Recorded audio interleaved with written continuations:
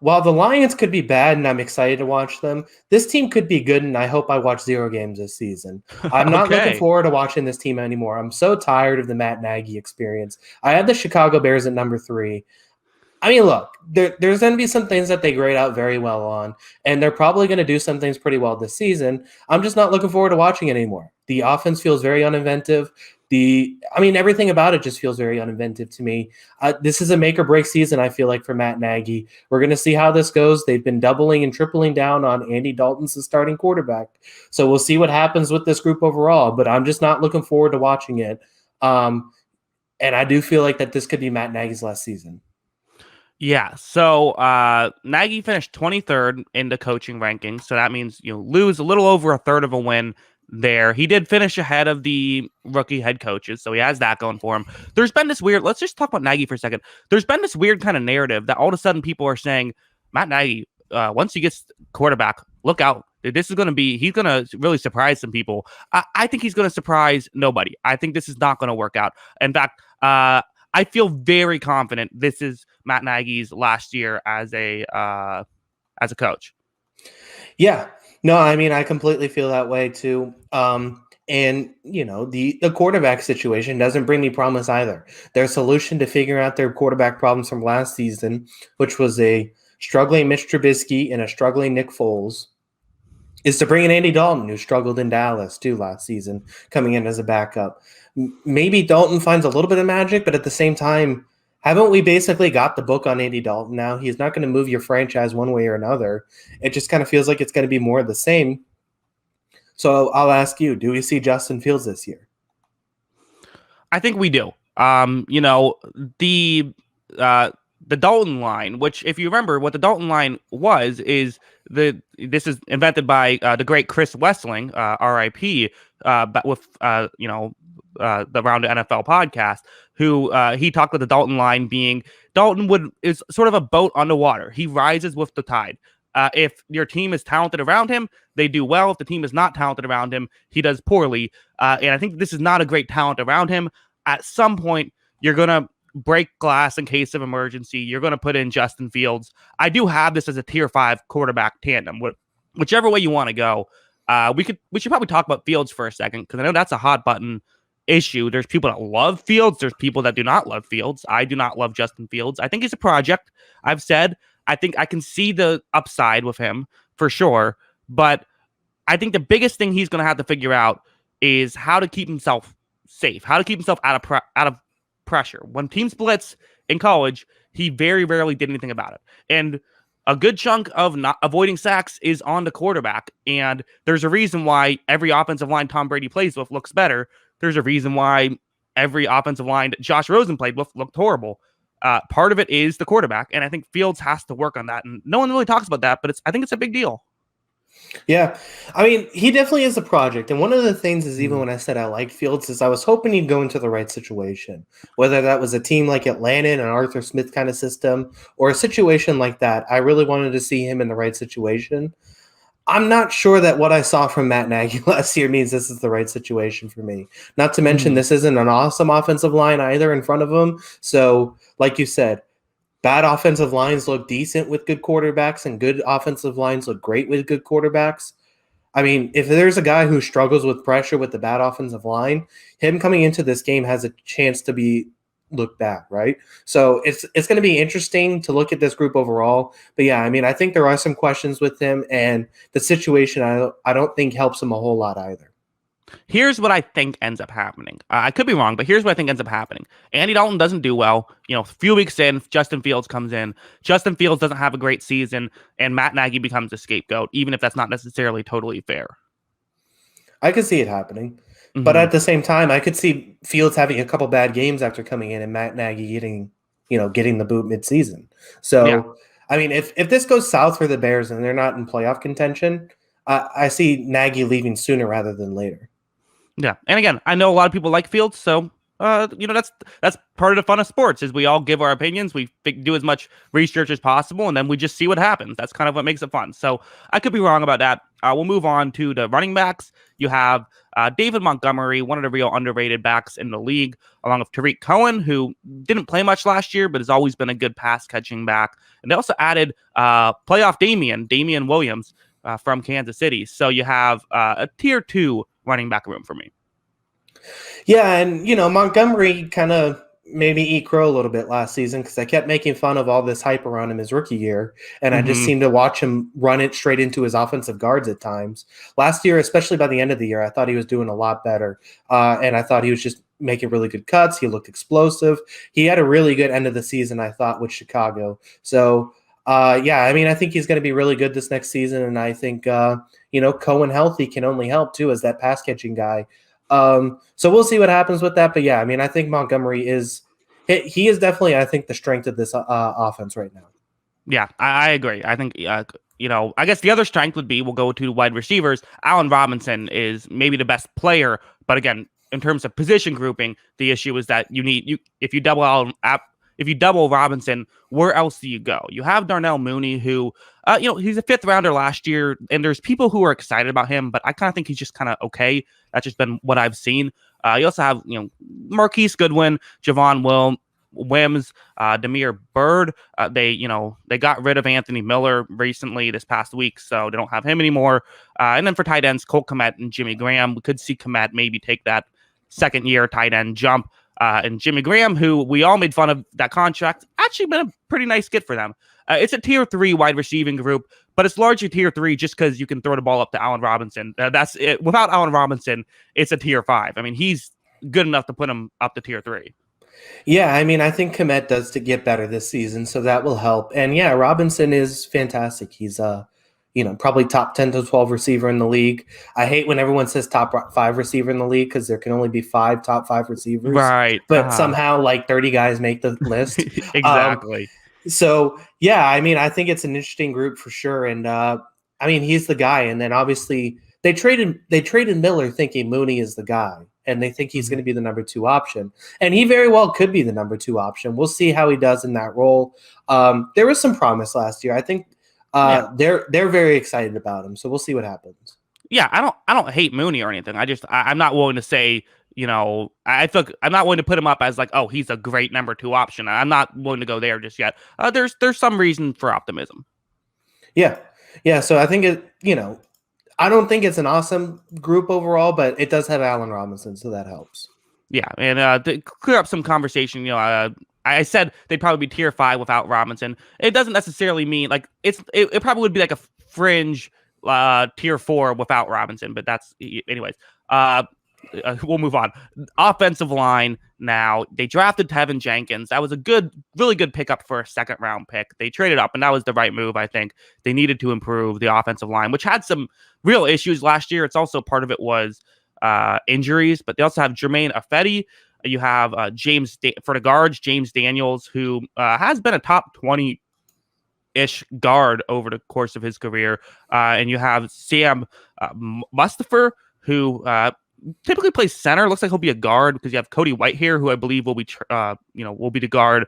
So it's still not great. The Tevin Jenkins thing helps, but there's not a lot of star power here. I like Cody Whitehair, but this is a tier 4 offensive line for me. Yeah, I really liked the Tevin Jenkins pick, and I really liked him heading into the draft as just kind of this monster at right tackle. The problem is that he's now being stuck at left tackle, which he basically didn't play, and I don't know why this kind of happened. I've yet to hear an explanation that makes sense for the Charles Leno thing. Like, just cutting him in the middle of the offseason.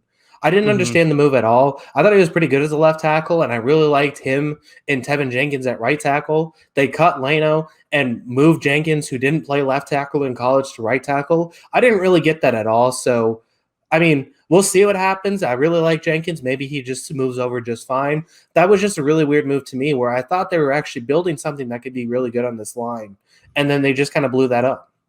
Yeah, and David K in the chat says Chicago's O-line has no depth. It is weird when it's like depth is already an issue, and now you're just getting rid of guys for nothing. Yeah, so we'll see what happens with it. I thought that they were. it looked like it was getting better, and then now, like, even with getting Jenkins, is this kind of a net negative because they let Leno go?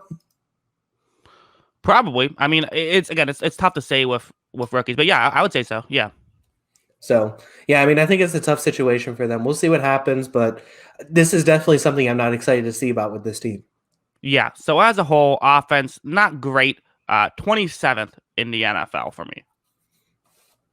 And that feels fair. Even with Mhm. talented players like Montgomery and Robinson, they're still just a bad offensive line, bad quarterbacks, uh, not very good pass catchers behind Robinson, and then a coach who just, I think, struggles to make sound decisions with his team and his personnel. He was driving me crazy last year with how he managed Trubisky and Foles. Now, granted, how much could you do with Trubisky and Foles? But I don't see it getting better this next season.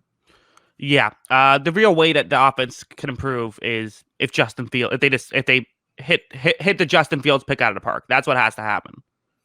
Yeah, I mean, if he looks awesome and has like that Herbert kind of season, then I mean, first of all, we should reevaluate how we evaluate quarterbacks, but at the same time, Right. yeah, at that point, then this is going to look pretty good, and they'll be fine, and they'll probably be back in the playoffs. hmm David K says, "Oh, wrong one."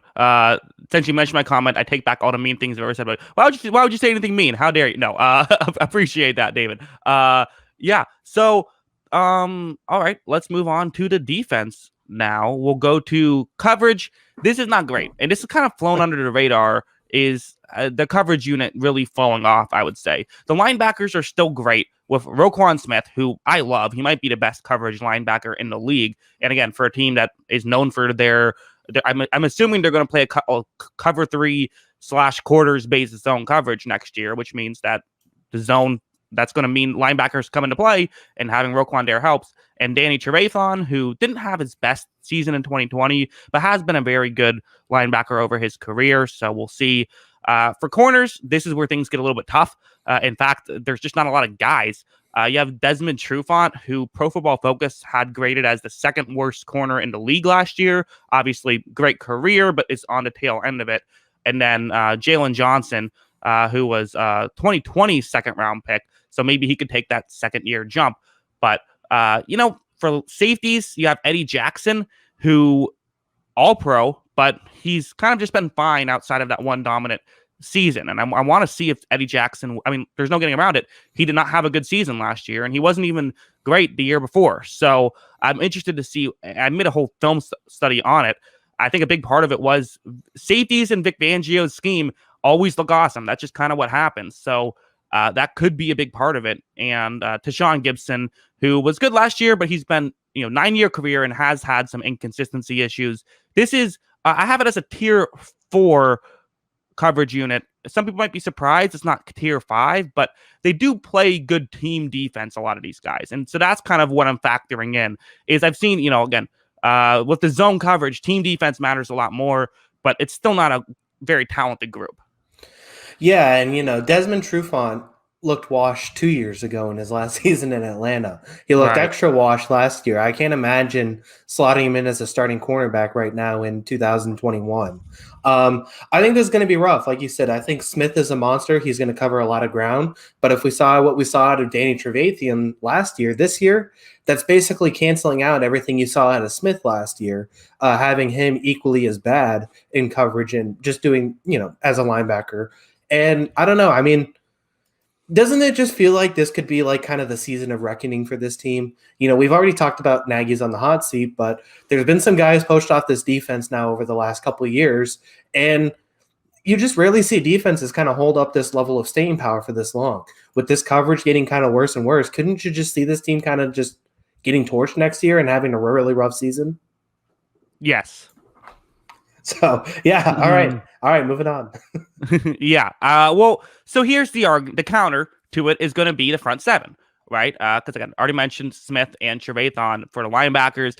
Interior, you have Akeem Hicks, Bile Nichols, and Mario Edwards Jr., not to mention the edge rushers, Khalil Mack, and then the Robert Quinn contract hasn't looked great, but there's still talent there. I had this as a tier 2 run defense and a tier 1 pass rush.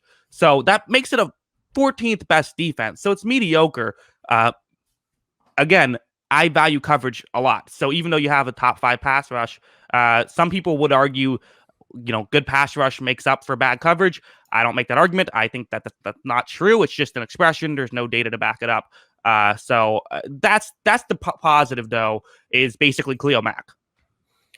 Yeah, I mean, it is. And, the thing is that one of the surprising things last season is I didn't think this defense looked good at all when Akeem Hicks got hurt. And when he wasn't playing, now you can say, oh, a team loses its really good player. Of course, it's going to look worse. But this team just kind of looked bad at times when Akeem Hicks wasn't out there. And you could easily just double up on Mack and kind of not worry about it. So we'll see what happens with this team. They need those. They really need Mack, Roquan Smith, and Hicks to play 17 games, it feels like, because they can't miss a lot out of those three guys, because that's really what's holding up this defense right now. Yeah, so I agree. Kicker, Cario Santos, that's tier 4. So as a whole, their defense, 14th, as I said, offense, 27th.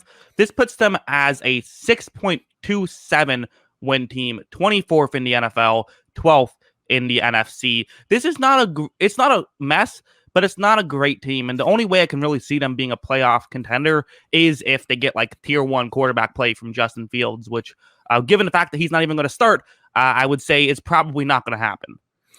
Yeah, and it'd be interesting to see if they even get tier 3 quarterback play, because they haven't had that for a lot of years. But just, I mean, the thing is right now, I continue to say it with this Bears team. This team just feels like it's trending down, not trending up right now. Maybe Fields figures some things out and it swings back around in their favor. They figure some things out. Maybe with the new personnel and new coach, it works. But yeah, I mean, I just think it's trending in the wrong direction right now.